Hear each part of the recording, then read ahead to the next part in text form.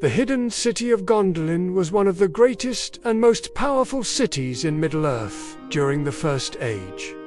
Founded by the Noldor under the light of the Two Trees, it was an elven metropolis of unparalleled beauty, magic, and might, built in the very image of the blessed realm of Valinor. Yet despite its grandeur, its glory did not last, for it was destined to be destroyed along with its elven king, Finrod. So what was so special about this city, and how did it meet its demise? Well, before I continue, let me just say that there are no words in any language that can do justice to the tale of Gondolin. It is one of the greatest tragedies in all of Arda, if not the greatest. So grab yourself a box of the finest tissues and prepare yourself for a tale of loss and despair. Although its history spanned many centuries, the story of Gondolin can really be divided into three distinct parts, each separated by a great calamity: its founding, its fall,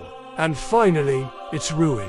In the early days of the First Age, long before Morgoth had risen to power, the Noldor elves sailed from the west across the sea to Middle-earth.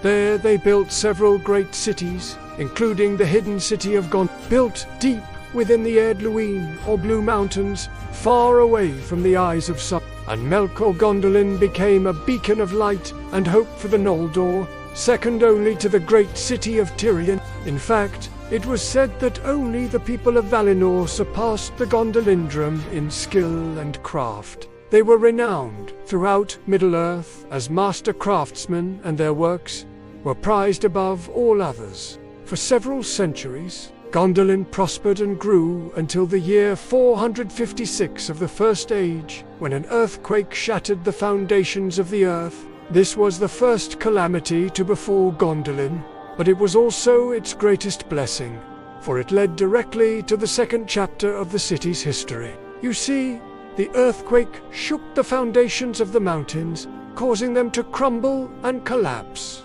But in doing so, it also revealed a great cavern filled with precious gems and metals. Realizing the opportunity that had been presented to them, the people of Gondolin delved deep into the earth and began to fashion the metals and gems they found into exquisite works of art.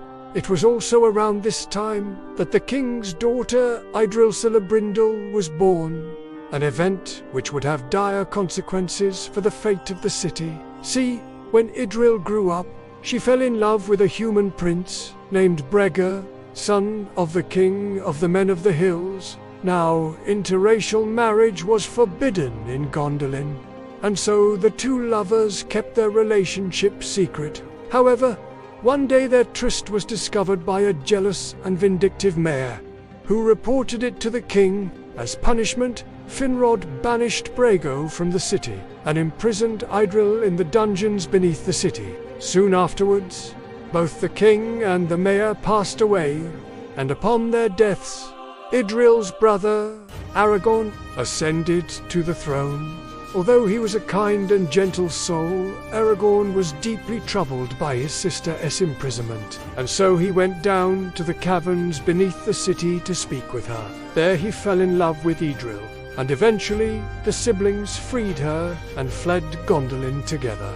They then went to Bregor and told him that they would only be allowed to leave the city if he could lead them to the hidden entrance of the catacombs, the very same catacombs that he had escaped through to save his life. Tragically, however, as soon as they reached the entrance, a Balrog appeared and slew Bregor. Then, as Aragorn and Idril fled back to Gondolin, they were captured and brought before the nearest Orath, Ririer, who sentenced them both to death. Eventually, they were brought before Melkor himself in the dungeons of Ang. But fortunately for them, at that moment, Ulmo, one of the Valar, appeared and rescued them, saving them from a terrible fate. He then brought them to the hidden kingdom of Doriath, where they would live out the remainder of their days. Thus ends the second part of Gondolin's history.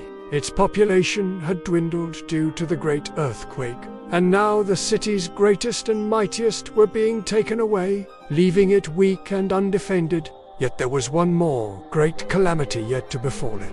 During the Battle of the Nirnith, Arnadyad Finrod and his army marched against Morgoth in the but when the Noldor arrived, they found that Gondolin was undefended, for nearly every able-bodied male had gone to war. Upon seeing this, Finrod knew that his city was vulnerable, and so he sent a raven to Eredor, commanding him to sound the horn of the call to arms. But alas, it was too late. That night, while Finrod slept, Sauron infiltrated the city and slew him. With the city's leadership slain, the people of Gondolin were easily subjugated, and those who survived the carnage fled into the mountains. Thus the hidden city was ruined and its legacy forever tarnished. Thank you for watching. If you enjoyed this video, please hit the like button and subscribe for more content.